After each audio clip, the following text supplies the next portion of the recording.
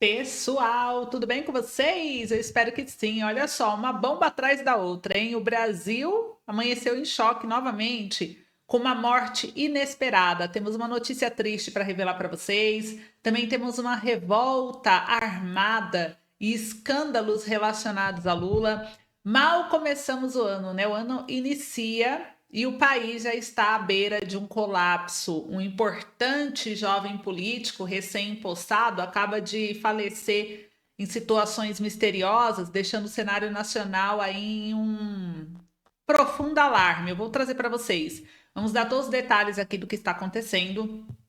Isso não é tudo, né? Enquanto a esquerda tenta segurar aí as decisões do poder, surge uma revolta armada, ou seja, vamos falar de uma revolta militar, tá? E isso pode virar o jogo. Eu vou trazer para vocês os detalhes. Também, como se não bastasse, Lula é novamente desmascarado e eu vou trazer mais uma falcatrua, como diz, né, do atual presidente que foi desmascarada. Antes de continuar, eu peço para você deixar seu like, compartilhe o vídeo, se inscreva no canal, compartilhe com seus amigos e familiares. A verdade está aqui e você precisa fazer parte desse movimento por informação clara, transparente e justa, sem aquela manipulação, aquela sujeirada toda da mídia, né? Então, bora lá trazer as novidades. Eu já começo com a primeira polêmica aqui do dia. Vocês viram aí o caso da Fernanda Torres, atriz que ganhou o prêmio? Pois é. O Lula utiliza a Fernanda Torres e o filme Ainda Estou Aqui para insinuar, olha como ele é cara de pau, para insinuar que ele defende a esquerda, que o filme defende a esquerda. No filme, em nenhum momento se fala isso. O filme ele defende a democracia. E Lula fala que vai lutar contra a ditadura nos atos do dia 8 de janeiro, sendo que ele vai enviar representante para a posse de Maduro. Totalmente contraditório. Vou mostrar a matéria para vocês verem aqui o que está acontecendo. Olha só, Lula usa prêmio de Fernanda Torres para promover ato do dia 8 de janeiro. Saiu em toda a mídia, hein? Presidente fala ao telefone com a atriz que venceu o Globo de Ouro e diz que prêmio não poderia ter vindo em momento melhor. Há 2 dias de evento em defesa da democracia para combater os fascistas. Então, o presidente Lula ligou na noite da segunda-feira, dia 6 de janeiro, para a atriz Fernanda Torres, deu os parabéns pelo Globo de Ouro na categoria Melhor Atriz em Filme de Drama, e ele aproveitou o prêmio para promover o ato organizado pelo governo em memória ao 8 de janeiro de 2023. Segundo o petista, a vitória da brasileira no evento internacional não poderia ter vindo em um momento melhor. A atriz foi premiada pela interpretação de Eunice Paiva, 1929 a 2018, mulher de Rubens Paiva, que foi de 1929 a 1971, deputado caçado e morto durante a ditadura cívico-militar brasileira. No filme Ainda Estou Aqui. O longa-metragem foi dirigido por Walter Salles e o Brasil merecia isso, disse Lula. Olha só, abre aspas, o Brasil merecia isso. E, sobretudo, isso acontecer para você faltando 2 dias para a gente fazer o ato em defesa da democracia. Quero ver se a gente consegue transformar 2025 em um ano defesa da democracia contra a extrema-direita e contra os fascistas. Fecha aspas, disse Lula. O evento para relembrar quando extremistas invadiram e depredaram os prédios no Congresso Nacional do Palácio do Planalto e do STF será realizado na Praça dos Três Poderes, em Brasília, nesta quarta-feira, dia 8 de janeiro, a partir das 11 horas da manhã. O vídeo da conversa entre o presidente e a artista foi compartilhado nas redes sociais de Lula e da primeira-dama Janja Lula da Silva. Abre aspas, eu e Janja parabenizamos essa grande artista mais uma vez. O país inteiro vibrou, somos filhos de um Brasil que vale a pena. Fernanda, fecha aspas, escreveu o petista. Então aqui tem um vídeo, né? E isso daqui repercutiu mal. Ele quis dizer que o filme trata sobre ele, não tem nada a ver. Eu quero saber sua opinião aí. Enquanto você comenta, enquanto isso, olha só, Maduro rouba a eleição e Brasil vai à posse. Então Lula fala que defende a democracia, mas as atitudes dele é de apoiar países opressores. Então o governo brasileiro decidiu enviar representante à posse do ditador venezuelano, tá aqui no Estadão, né? Estágio final de uma crise contratada pelo compromisso ideológico do lulopetismo com o chavismo. Então, aqui mostra que o governo do Lula enviará uma representante à nova posse do ditador venezuelano Nicolás Maduro, marcado para o dia 10 de janeiro. Será a embaixadora do Brasil na Venezuela, Glivânia Maria de Oliveira. Os exegetas do Palácio do Planalto se apressaram em tentar edulcorar a decisão, destacando que o presidente ficará no Brasil e não enviará nenhum ministro a Caracas, e que a presença da embaixadora não significa que o governo brasileiro reconheceu o resultado da eleição fraudada com mão de ferro pela ditadura chavista. Mais um pouco e dirão que o envio da representante brasileira é uma sanção diplomática para marcar posição. Contudo, o que diz respeito à imoral relação de Lula com Maduro e sua ditadura, dá-se aos fatos e aos gestos nomes distintos do que realmente são. Sejamos claros, contudo, só a presença de uma representante do Brasil, independentemente de seu escalão, é uma forma explícita de chancela, aceitação e conivência institucional por parte do governo brasileiro. É o reconhecimento da legitimidade de posse e por efeito do resultado da eleição que garantiu o novo mandato a Maduro de maneira reconhecidamente fraudulenta, mas na falta de coragem de admiti-lo de maneira oficial, inventa-se um reconhecimento oficioso. E no fim das contas, dá no mesmo. O envio da embaixadora à posse é o estágio final de uma crise contratada há meses, quando o governo Lula resolveu equilibrar entre suas obrigações constitucionais de defesa da democracia e os compromissos ideológicos e sabe lá o que mais. Do Lula ao petismo com o chavismo. Embora o Palácio do Planalto, sob o silêncio cúmplice do Itamaraty, hesite em reconhecer oficialmente o resultado, o fato é que o governo brasileiro jamais admitiu sequer duvidar abertamente da lisura da eleição e do poder de Maduro, apesar de todas as evidências e dos alertas em contrário. Quando o Conselho Nacional Eleitoral, um simulacro da justiça eleitoral que se submete às ordens do Palácio de Miraflores, declarou a vitória de Maduro, sabia-se que o ditador não sobreviveria politicamente se respeitasse liberdades individuais e a soberania da vontade popular. Foi porque os chavistas sabiam disso que, do início ao fim, o processo eleitoral foi conspurcado. A oposição não só jamais teve chance real de derrotá-lo, como foi perseguida sistematicamente, incluindo a cassação sumária de candidaturas que, segundo pesquisas independentes, poderiam vencer Maduro, prisões políticas de oposicionistas, intimidação de adversários e violência do Estado contra quem ousou protestar em público contra o regime. Antes do pleito, o ditador fez ameaças, prevendo uma guerra civil, caso não fosse eleito, e prometendo que o país testemunharia um banho de sangue, uma ignóbil incitação à violência política. Depois, autoproclamado vitorioso, mesmo que o CNE tenha resistido a fornecer as atas de votação à oposição e aos escassos observadores internacionais presentes na Venezuela, ele continuou a promover arbitrariedades. Dezenas de manifestantes foram mortos, cerca de 2.000 foram detidas nos meses seguintes.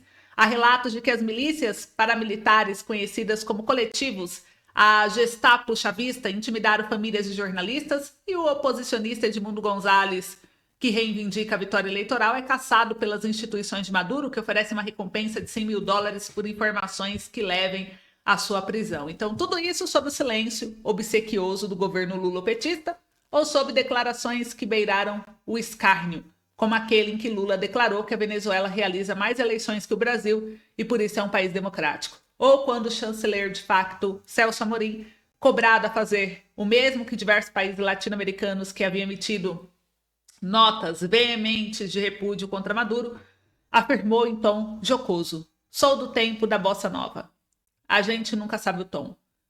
Nunca claro, desde que se trate de tiranos companheiros. Depois da eleição, o regime chavista passou a criticar abertamente Lula e o Itamaraty, chegando a afirmar que o presidente brasileiro estaria a serviço da CIA, o Serviço Secreto Americano. Nem o Brasil reagiu, nem, como se reafirma agora, quer distância do chavismo. O lulopetismo é irremediável. Então tá aqui a opinião do Estadão, gente. E eu quero saber de vocês, o que vocês acham disso. Enquanto isso, vamos falar de uma revolta militar. Opositor de Maduro vai aos Estados Unidos, encontra Biden e busca uma revolta militar na Venezuela. E isso pode mudar tudo. Ditadura mobiliza 1.200 homens em semana decisiva. Ameaça prender Gonzalez e rompe relações com o Paraguai.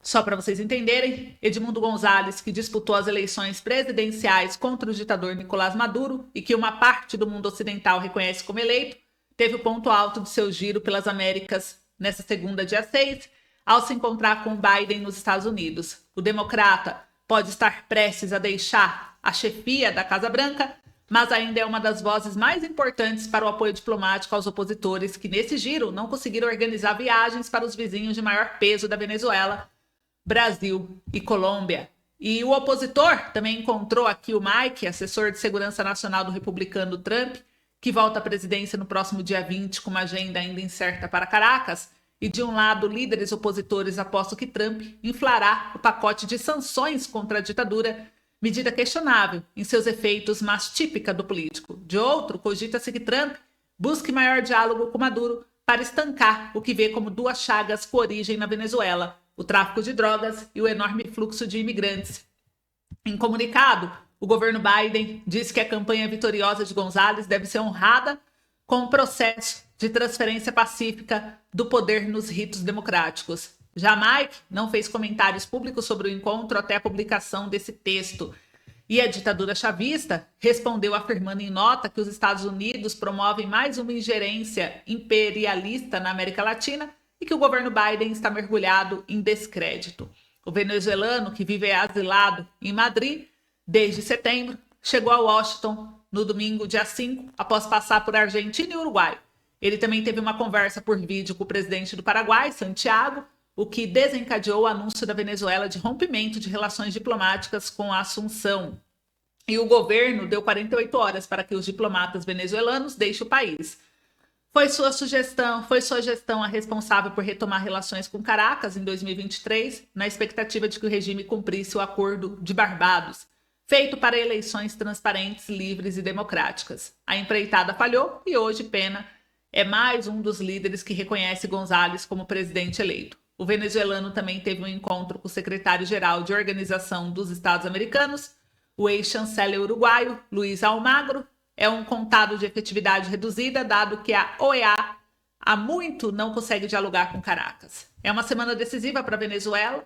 Para sexta-feira, dia 10, está marcada a posse de Maduro, que deve assumir por mais um período de 6 anos, mesmo não tendo apresentado provas de eleição, como seria de praxe no sistema eleitoral. González diz que irá à Venezuela nesse dia. Então, se preparem, porque assim, a matéria é longa.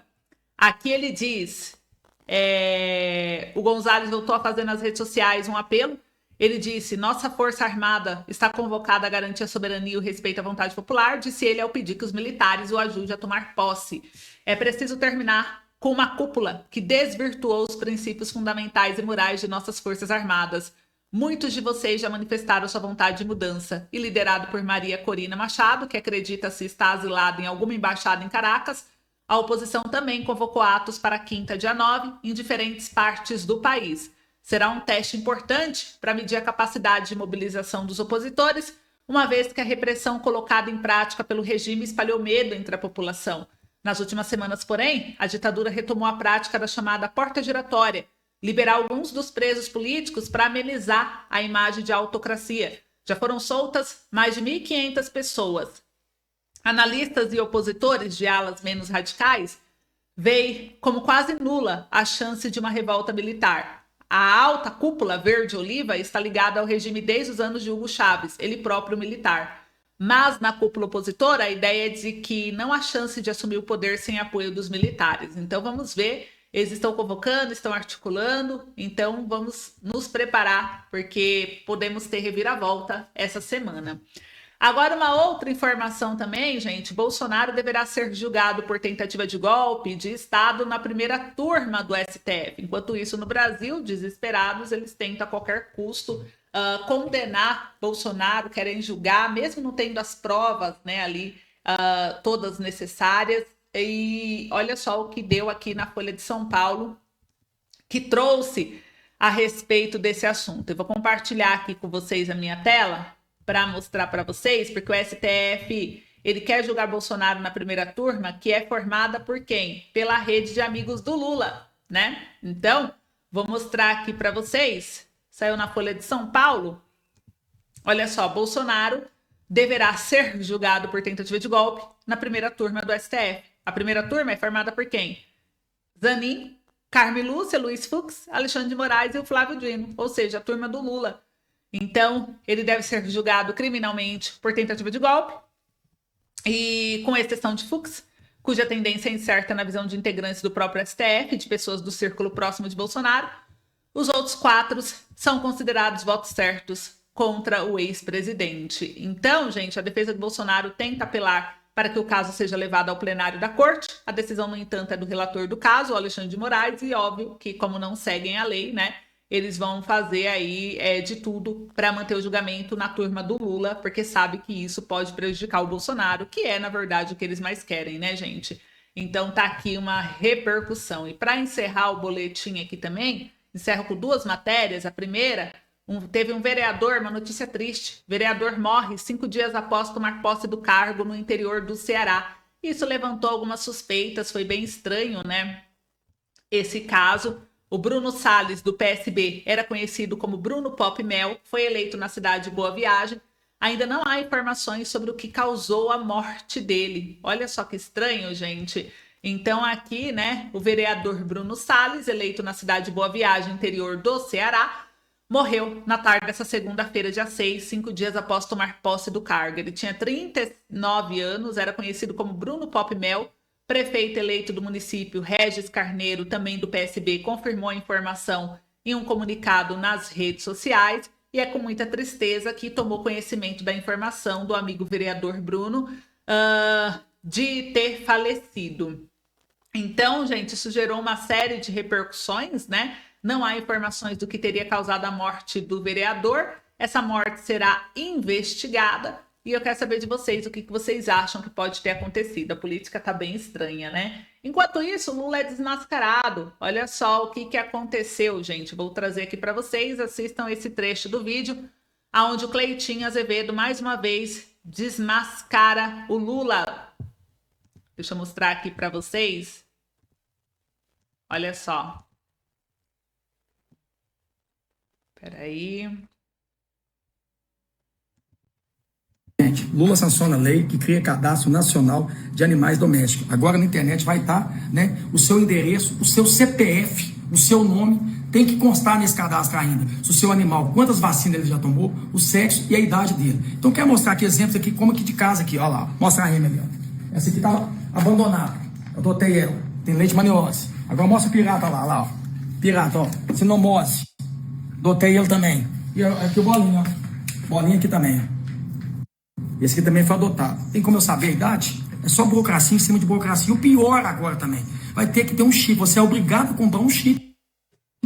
E aí, se você não usar esse chip, tem sanções. Você pode ser até multado se você não usar esse chip. É mais burocracia. Aí eu queria chamar a atenção que nesse cadastro vai constar quantos animais você tem. Aí que entra o perigo. Eu tô falando aqui que tá criando imposto, para falar que eu tô fazendo fake news. Mas tá dando agora brecha para que possa criar um imposto. Igual você paga o IPTU da sua casa, o IPVA do seu carro, com esse cadastro agora, sim, o governo pode sim criar um imposto de animais.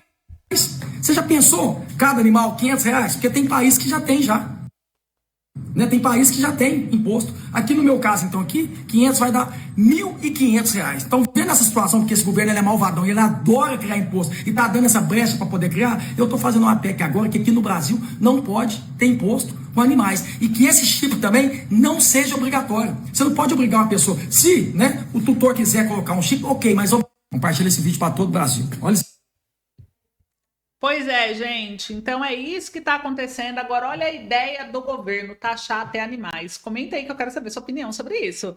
Então, esse foi o vídeo de hoje. Se prepare que tem muita coisa ainda vindo. Então, o governo não tem mais o que inventar, né? Então, é isso. Em breve eu volto com mais informação.